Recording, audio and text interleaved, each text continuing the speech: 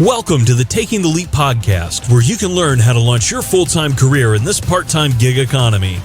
No matter what career you're in, you have the potential to be the best version of you and overcome whatever obstacles stand in your way. And now, here's your host, the CEO of Bonvera, Bob Dickey. Hey guys, I'm your host, Bob Dickey, and this is Taking the Leap podcast. Welcome back to part 2 of this really cool interview that we've been doing with Kelly Fletcher. Last week, we released part 1, and today we're picking right back up where we left off. So without any further ado, let's dive back into this conversation with Kelly Fletcher.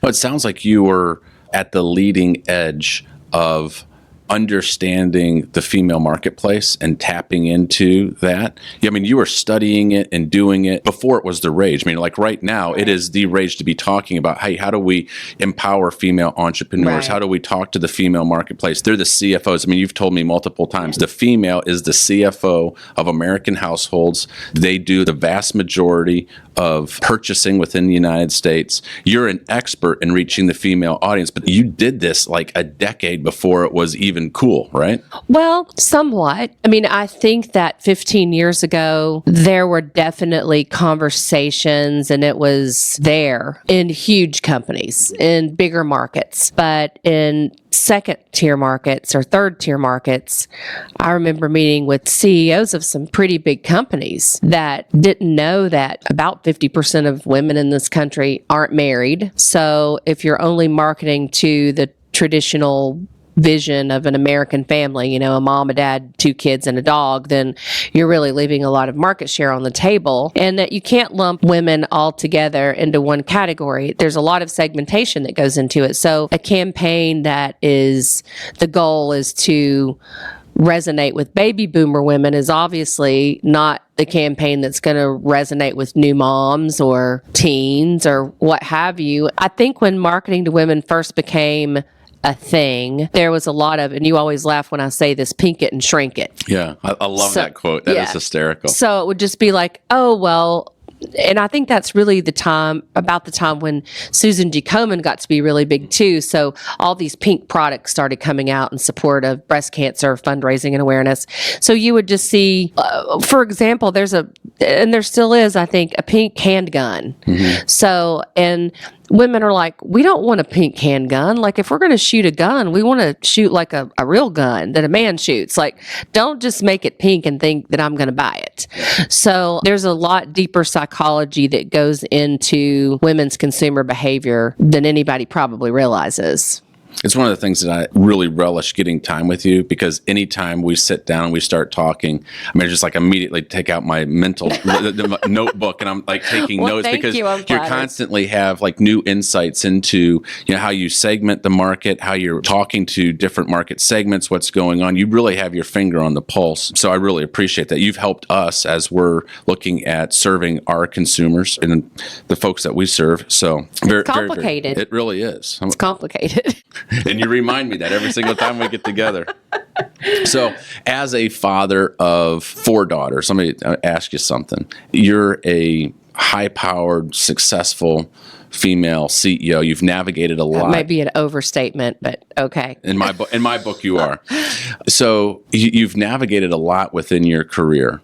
What type of advice would you give my daughters, or should I be giving my daughters? How should I be coaching and mentoring and helping my daughters prepare for the world that you're living in right now, that you and I are both living in, right? I see it from my viewpoint. It can be a little bit myopic because I'm a man, and I want to know how a female CEO is seeing the world and experiencing the world. And what advice would you give my daughters so that they could be successful? Well, I'm 52 now, and that's probably morphed throughout the past, especially since I became a mom 21 years ago. I would say you have to tell them you really can't have it all. You can't have it all. I think young women, girls, see in the media or see on television or movies or whatever, they see these women who are, they're moms, they're running businesses. They're cops. They're out like being these badass women. And then they go home and they raise a kid and they do all this stuff. And it's like, it's not that simple. I think you can have it all maybe at different times. And so you have to prioritize, what do I want for my life right now? Because what I want for my life in my 20s might be a little bit different than in my 40s. But it's okay to just go ahead and realize that you're going to have to make some decisions. And whatever you decide is okay.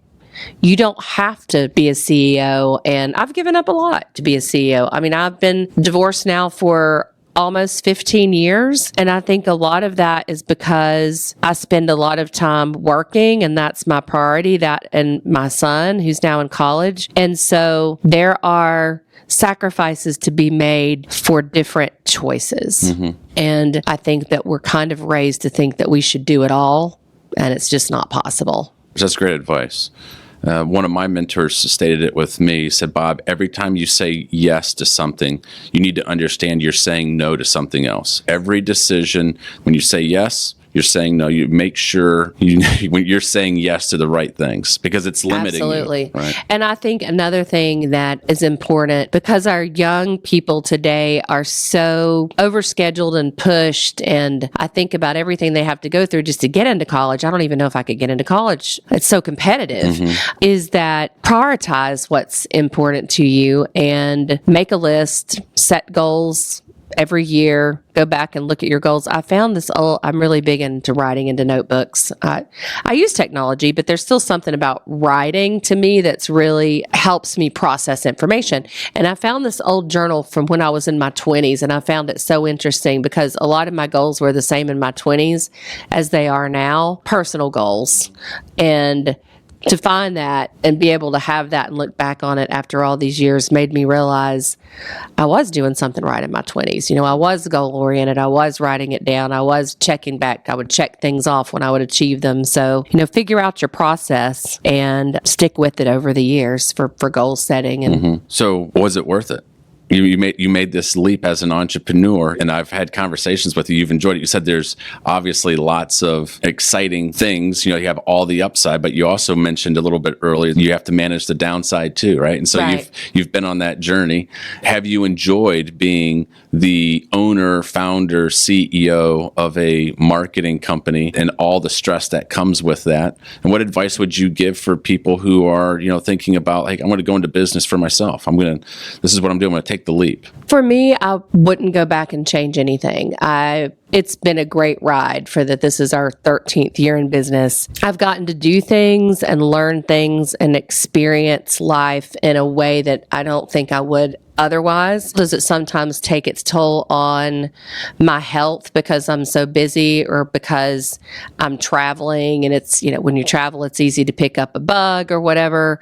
So has it taken a toll on just me from learning how to deal with kind of an underlying stress that's always there? But it suits my personality because that's just the kind of person I am, and I'm just cut from that mold. The jury's still out whether it will be worth it long term. I think as an entrepreneur, as a small business owner, one thing that you really have to think about, because it sneaks up on you, is retirement.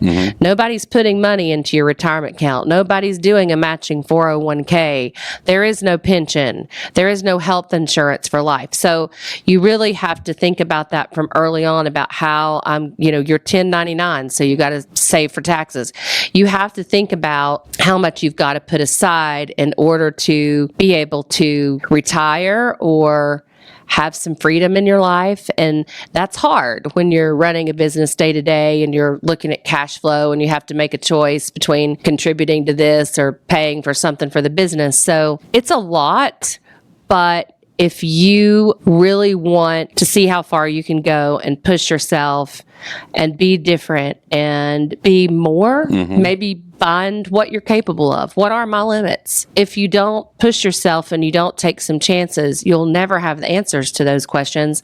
And I really wanted the answers to those questions. I had someone recently who has firsthand knowledge of kind of the stress that I'm under on a daily basis, a bit running a company, being the CEO, sit down over lunch. And asked me the exact same question. Is it worth it? Right. And my answer to that person was very similar to yours, which was, this is how I'm made. This is in my DNA. If, putting me in a different type of job where it was just like punching the clock, watching the secondhand tick in a non-stressful, no risk type of environment, it would drive me crazy. I have to be. It sucks the life out of you. It would. And so I've got to be in that type of environment where what I'm doing, I feel like I'm naturally gifted for these types of roles. And is it stressful? Certainly. But I would find it way worse to be in some other environments. And there's folks in my life who, having conversations with probably don't have the genetic makeup, if you will, the psychological disposition to be able to navigate some of those challenges where those other types of roles in society are perfect for them. They want a little more stability or whatnot, but I relish the game, the entrepreneurial game that you and I get to play, the ups and downs and navigating it. It's a lot of fun. As a CEO, as an entrepreneur, as someone who hires and manages a team, what are some of your pet peeves? Do you have any pet peeves of business? Chewing gum in the office. Chewing gum. All right. Okay. I would not have guessed that, but that's it. That's like, I remember when I did my first employee handbook and I called a friend of mine who she has the creme de la creme certification in etiquette. She could plan a state dinner. Like she has the credentials. And I was like running down some things that I was going to put in the handbook. And I was like, can I put no chewing gum in the office in there? She's like, it's your company. You can put anything you want in there. I'm really not that rigid. Pet peeves. Oh, it's a pet peeve of mine whenever somebody on our team makes a comment like, I'm not this or I'm not that, or I don't know how to do this, or I can't. Yeah. And I'm like, we don't ever say that to a client because we deliver solutions. And if we don't know how to do something, that's fine. We'll figure that out internally. But we are there to make the client more comfortable and make them know that we've got it. And if we can't do it, we'll come back to you with a solution to say, we're not the people to do this, but this group or this company may be. But it also is a pet peeve of mine when somebody asks me how to do something simple and I'm like, well, have you tried Googling it? Because I've learned so much from Google. Mm-hmm. What did we ever do without Google? I'm like, I don't know the answer to this. How do I do this on my laptop? How do I make this? And I just Google it. So there's a video for everything. There is resourcefulness. That's my number one pet peeve is if you are not resourceful. I'm happy to help you, but when you come to me, I need to know what you've done to figure it out first. Because I may not know how to do it either. Mm-hmm. So figure it out. Just figure it out. That's one of the key things for an entrepreneur. You have to, your number one job is just finding solutions and getting the job done, right? Problem solving. Creative problem solving. Right. So what about outside of Googling things? It sounds like that's a pretty big productivity hack. Do you have any other productivity hacks that you would share with our audience? I do. And I don't always 100% abide by this, but it really does work. And that's calendaring. Mm-hmm. So blocking off your calendar to do certain projects or tasks. And I find that, I don't know about you, but if you have a to-do list, I will wait until the last minute to do the things I don't really want to do. I'll check off all the things that I want to do. And really, I should have started with the things I didn't want to do. So I try to calendar for those and just block off an hour and a half, because then it's that is my time to do that thing that I may not really want to do. And that's number one. Number two also is don't live on email. So I think that there is this propensity towards, I've got to check my email every 5 or 10 minutes, which then takes you down a rabbit hole a lot of times and causes you to lose focus. Mm-hmm. So decide, how are you going to respond to email? Because how you set that precedent is what people are going to always expect. Mm-hmm. There are certain people in my life, if I email them and they don't email me back in 15 minutes, I'm like, what is going on? Something is wrong. So I try to just say, okay, I'm going to check it once an hour, or I'm going to check it after this meeting, but I'm not going to check it during a meeting. I'm going to put it away. That's another pet peeve, is people who are on their phones in meetings. Mm. Just put your phone up when you're in a meeting. It's a sign of disrespect. It's a sign that you're not really fully present in the meeting. So those are my 3 little productivity hacks. That's awesome. I've got like a million more, but I'm sure you do. those are three that everybody can relate to. All right. And as we're winding down here, how about where would Kelly like to find herself, a dream location in the near future? So after running hard, hitting some goals, taking care of clients, do you have a dream location for some? Now, we probably have a little bit of right now we've got the coronavirus scare, so nobody's traveling. Of course, now is probably the best time to get a flight to Paris or London. It is. I subscribe to Scott's Cheap Flights. I think it's like $20 or $30 a year, and it sends you an email of where all the flight sales are, and it tells you the airlines. And there are sales. Yesterday, I bet you I got 8 emails with fare sales to all over Europe and Japan and everywhere. So I probably would say, normally I would say Italy. I've always wanted to go like spend a summer in the Tuscan region and pretend like I'm Diane Lane in that movie. I love that movie. What's that movie? Under the Tuscan Sun. Yes, that's what I want to do. I want to go rent a villa and grow vegetables and cook for strangers. But if I can't do that, I will just go to the Gulf Coast of Florida. Nice. All right. White sand and beautiful sunsets. Well, that's perfect. Well, that's definitely a dream location for my wife, and we're looking at places to potentially take our kids for spring break, and that was one of them. Oh, yes. Yeah. I love it down there. And Triss, my daughter in college, she sent me a text message. A number of her friends recently were flying. Just a couple days ago, they had bought economy class tickets flying somewhere, and literally the whole plane was empty. And so they were texting her saying, "We're sitting in first class. There's nobody here. We got to sit up in first class," but like the plane was desolate. So it's probably a good time to fly. I bet you it is. Depending on where you're going. I mean, there's some places that I'm not going to Seattle, for instance, but if you wanted to go to maybe Texas. Yeah. Probably get some great deals right now. And nobody's on the plane, so you probably have very little risk of. For sure. Well, Kelly, it has been a joy and a pleasure being able to chat with you this morning, getting to learn a little bit about you. It's things that I didn't know, and hearing some of your productivity hacks and, of course, your journey in your career, quite motivating and inspiring. I always love it when my daughters get to spend some time with you. You've taken them to They're so cute, the Dickey chicks. The Dickey chicks, that's right. They love spending time with Aunt Kelly. It's because I let them get whatever they want. I'm like, do you want to go eat Mexican? Do you want candy? Do you want soda? I'm like the fun auntie. Yes, that's right. You are.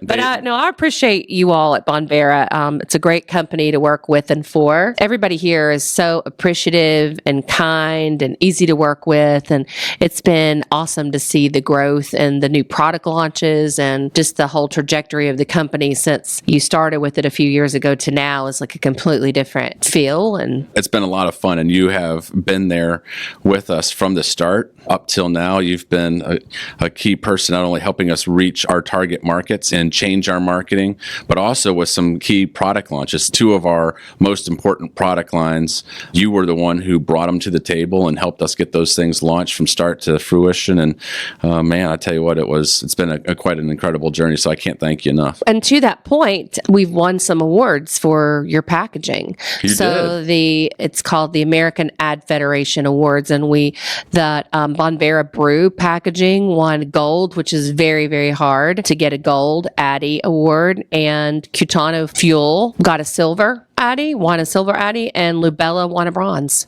That's awesome. So you all have some world-class packaging for your products that we're proud to have partnered with you on creating. Well, we're thankful to you for that. So we're certainly looking forward to more work with you and your firm and the wonderful staff that you guys have there. And for those of you who are listening today, if you would like to hear more great insights from Kelly Fletcher and the things that she's learned and productivity hacks and her insights on mentorship and self-education and so forth, definitely subscribe to our New Way MBA because we're going to have more content on there from Kelly and other great CEOs and leaders like herself. So we want to make sure that you have all the resources at your fingertips as you are taking the leap, as you are embarking on your entrepreneurial journey, so that you can be self-taught, just like Kelly. It's interesting that she highlights, although she's got a great college education, that a vast majority of the learning and education that she has, that she's leveraged in her professional career, she's been self-taught. And so we're trying to take all of those types of insights,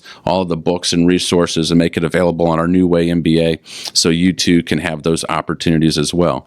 Until next time, I am your host, Bob Dickey, and this is Taking the Leap podcast. Thank you for joining us once again. Thank you for listening to the Taking the Leap podcast with your host, Bob Dickey. You can keep up with the latest on the podcast at www.takingtheleappodcast.com and bonvera.rocks. You can also find the podcast on iTunes, Spotify, Google Play, or wherever fine podcasts are distributed. Thanks for listening, and we'll see you next time on Taking the Leap.